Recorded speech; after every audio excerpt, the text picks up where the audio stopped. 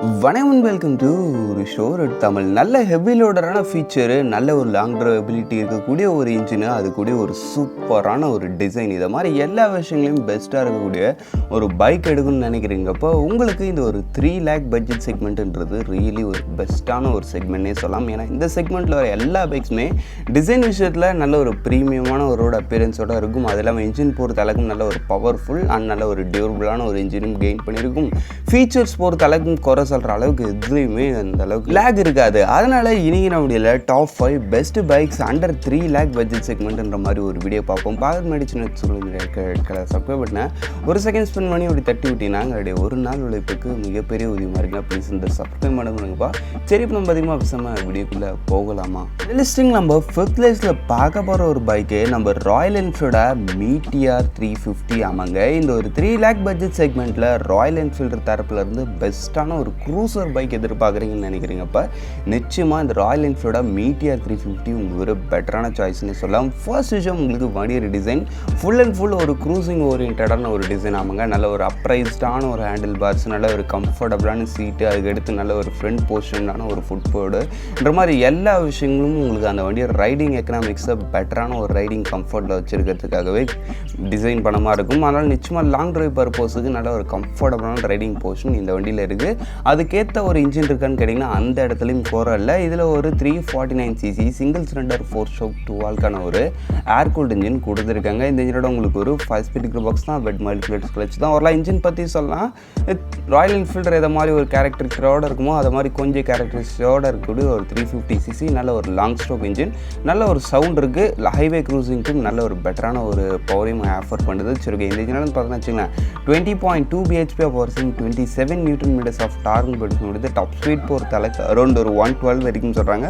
But real டைமில் நீங்கள் நல்லா போட்டு புஷ் பண்ணுறீங்கப்போ ஒரு 115, பட் அதுக்கு மேலே வண்டி போகாது, ஃப்ளாட். ஓகே, நெக்ஸ்ட் விஷயம், உங்களுக்கு வண்டியில் மைலேஜ் பொறுத்த அளவுக்குன்னு பார்த்தோன்னா வச்சுங்களேன் 32 kmpl இருக்குன்னு சொல்கிறாங்க. நீங்கள் ஒரு ஹைவேஸில் ஒரு டீசெண்டான ரைடிங் ஸ்டைல் மெயின்டைன் பண்ணினப்போ நிச்சயமாக ஒரு 35-30 அதை மாதிரி ரேஞ்சுக்குள்ளே உங்களுக்கு மைலேஜ் கிடைக்கும். பட் நீங்கள் லோக்கலில் கொஞ்சம் ஹெவி ரைஸ் பண்ணிங்கன்னா மைலேஜ் குறையிறதுக்கான வாய்ப்பு இருக்குது. மைலேஜ் விஷயத்தில் கொஞ்சம் சுமார் தான், பட் ஆனால் இந்த வண்டியோட இன்ஜின் மைலேஜ் ஓரியன்ட் கிடையாது. இது வந்து கொஞ்சம் அந்த ஒரு பர்ஃபார்மன்ஸும் சொல்ல முடியாது, பர்ஃபார்மன்ஸ் ரொம்ப இருக்காது.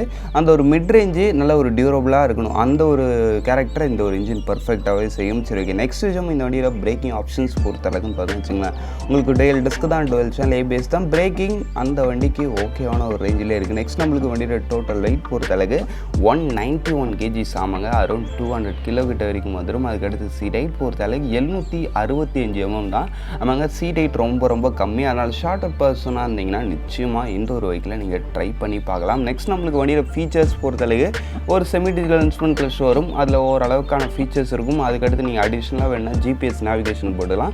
ஃபீச்சர் விஷயத்தில் ஓகேவான ஒரு ரேஞ்சில் இருக்குது. சரி, ஓகே, ஆக மொத்தத்தில் வண்டியோட ஆண்டர் ப்ரைஸிங் பொறுத்த அளவுக்கு பேஸ் மாடல் ஜஸ்ட் உங்களுக்கு ஒரு 2,42,000 ஸ்டார்டிங், டாப் மாடல் அரௌண்ட் ஒரு 2,69,000 நீங்கள் முடிச்சிடலாம். இந்த ஒரு ப்ரைஸிங்கில் ஒரு பெஸ்ட்டான ஒரு க்ரூசர் பைக் எடுக்குன்னு நினைக்கிறீங்கப்போ நிச்சயமாக நம்ம ராயல் என்ஃபீல்டோட மீட்டிஆர் 350 ஒரு பெஸ்ட்டான ஒரு சாய்ஸ்னே சொல்லலாம். சரி, வாங்க இப்போ நம்ம இந்த லிஸ்டிங்கில் இருக்க நெக்ஸ்ட்டை பார்ப்போம். இந்த லிஸ்டிங் நம்ம 4th பிளேஸில் பார்க்க போகிற ஒரு பைக்கு நம்ம சுசுகியோட V-Storm SX250. ஆமாங்க, இந்த ஒரு 250cc செக்மெண்ட்லே நல்ல ஒரு எஃபிஷியண்ட்டான ஒரு ஆஃப் ரோடர் பைக்னா அது நிச்சயமாக நம்ம சுசுகியோட V-Stormனே சொல்லலாம். ஃபர்ஸ்ட் விஷயம், உங்களுக்கு வண்டியோட டிசைன் வைஸ் பொறுத்த அளவுக்கு நல்ல ஒரு அந்த ஒரு ஆஃப் ரோடர் ரைட் ஸ்டான்ஸில் இருக்கக்கூடிய நல்ல ஒரு ரைஸ்டான ஒரு பைக்கு, பார்க்கறதுக்கு ரியலி நல்லாவே இருக்குது. அதுலேயும் குறிப்பாக இல்லை கொடுத்துருக்க அந்த ஒரு சில கலர் ஸ்கீம்ஸ் இன்னுமே இந்த வண்டியோட டிசைனை பெட்டரான ஒரு ரோட் அப்பியரன்ஸோடய வச்சிருக்கு.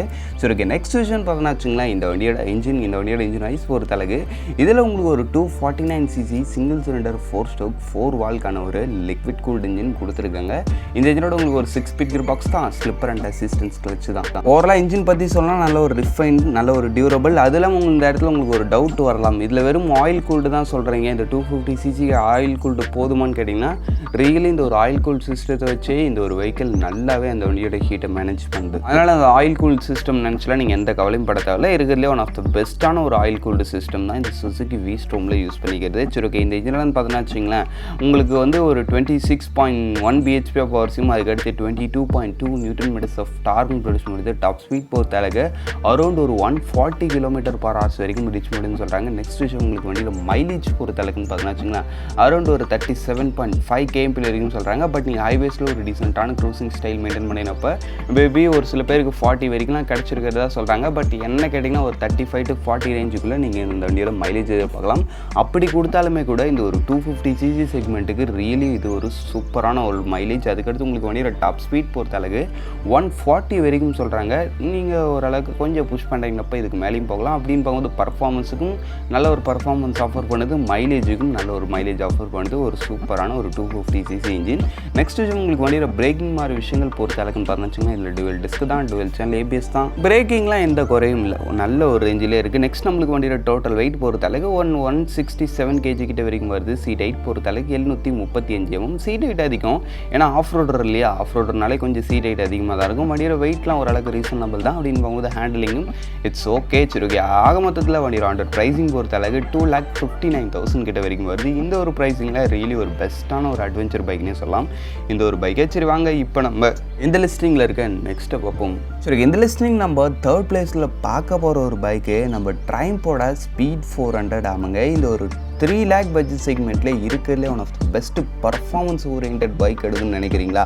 அதுவும் ஒரு கெஃபே ரேசர் நேக்கட் ஸ்டைல்னு பார்க்கும்போது அது நிச்சயம் நம்ம ட்ரைம்போட ஸ்பீட் 400 தான் இருக்கும். ஃபர்ஸ்ட் விஷயம் உங்களுக்கு வண்டியோட டிசைன் முன்ன சொன்ன மாதிரியே ஒரு நல்ல ஒரு கெஃபே ரேசர் ஸ்டைலிங்கில் இருக்கக்கூடிய ஒரு டிசைன், பார்க்கறதுக்கு ரியலி நல்ல ஒரு ஸ்போர்ட்டியரான ஒரு கெஃபே ரேசர் ரோட அப்பியரன்ஸ் இந்த வண்டி கொடுக்குது. நெக்ஸ்ட் விஷயம் பார்த்தீங்கன்னா வச்சிங்கன்னா இந்த வண்டியோட இன்ஜின் வைஸ் பொறுத்தளவுக்கு இதில் உங்களுக்கு ஒரு 398.15cc சிங்கிள் சிலிண்டர் 4 ஸ்ட்ரோக் 2 வால்வ்க்கான இல்லை 4 வால்வ்க்கான லிக்விட் கூல்டு இன்ஜின் கொடுத்துருக்காங்க. இந்த இன்ஜினோட உங்களுக்கு ஒரு 6 ஸ்பீட் கியர் பாக்ஸ் தான், ஸ்லிப்பர் அண்ட் அசிஸ்டன்ஸ் கிளச் தான்.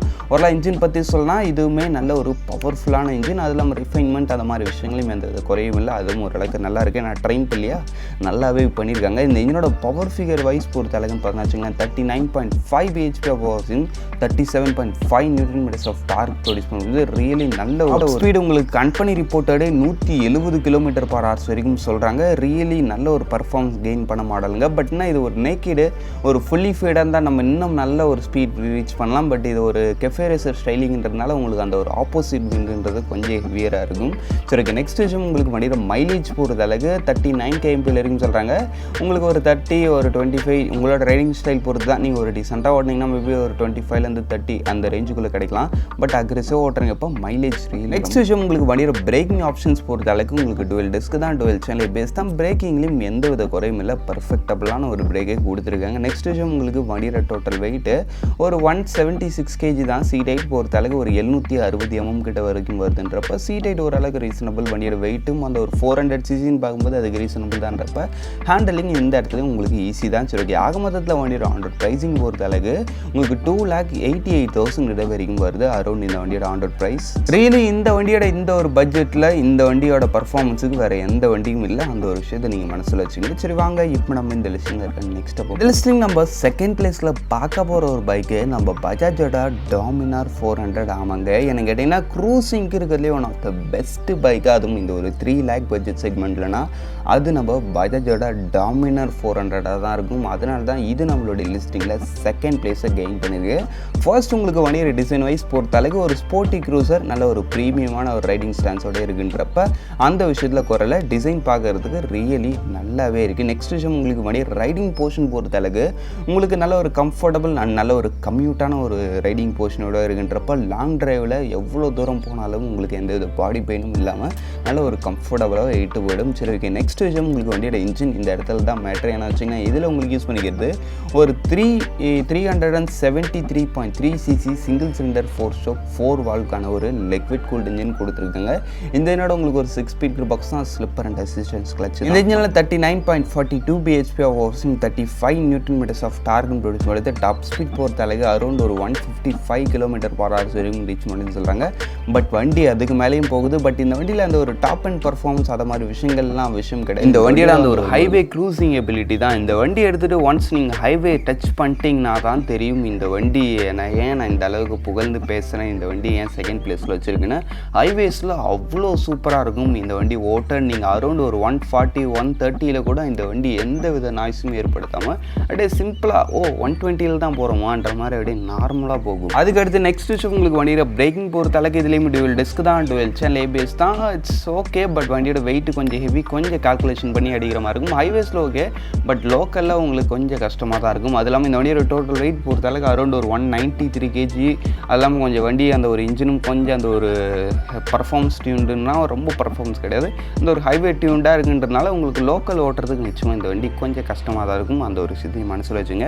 நெக்ஸ்ட் விஷயம் உங்களுக்கு வண்டியோட சீட் ஹைட் பொறுத்த அளவுக்கு 800 mm கிட்ட வரைக்கும் வருது. இட்ஸ் ஓகே, சரி ஓகே. ஆக மொத்தத்தில் வண்டியோட ஆண்டர் ப்ரைஸிங் பொறுத்த அளவுக்கு உங்களுக்கு 2,82,000 கிட்ட வரைக்கும் வருது. சரி வாங்க இப்போ நம்ம இந்த லிஸ்டிங்கில் இருக்க நெக்ஸ்ட் பார்ப்போம். இந்த லிஸ்டிங் நம்ம ஃபர்ஸ்ட் பிளேஸில் பார்க்க போகிற ஒரு பைக்கு நம்ம ஹீரோட மேவரிக் 440 ஆமாங்க. இந்த 3 lakh பட்ஜெட் செக்மெண்ட்டில் ரியலி ஒரு பெஸ்ட்டான ஒரு பைக்னே சொல்லலாம் இந்த ஒரு ஹீரோட மேவரிக் 440. அதனால தான் இது நம்மளுடைய லிஸ்டிங்கில் ஃபர்ஸ்ட் பிளேஸுக்கு வந்திருக்கு. ஃபர்ஸ்ட் விஷயம் உங்களுக்கு வண்டியோட டிசைன் வைஸ் பொறுத்த அளவுக்கு ஒரு மல்டி கேரக்டரிஸ்டிக் உள்ள ஒரு டிசைன், நல்ல ஒரு வெர்சைலான ஒரு டோன் ஆமாங்க. ஒரு ஆஃப் ரோடராகவும் இருக்கும், ஒரு ஹைவே க்ரூசராகவும் இருக்கும், சிட்டி கமிட்டுக்கு ஓகேவான ஒரு ரேஞ்சில் இருக்குன்ற மாதிரி ஒரு பர்ஃபெக்டபிளான ஒரு வெர்சைலான ஒரு டிசைன் டோன் பார்க்குறதுக்கு நல்லா இருக்குது. நெக்ஸ்ட் விஷயம் உங்களுக்கு வண்டியில் இன்ஜின் வைஸ் பொறுத்த அளவுக்கு இதில் யூஸ் பண்ணிக்கிறது ஹார்லே டேவிட்சனோட இன்ஜின்.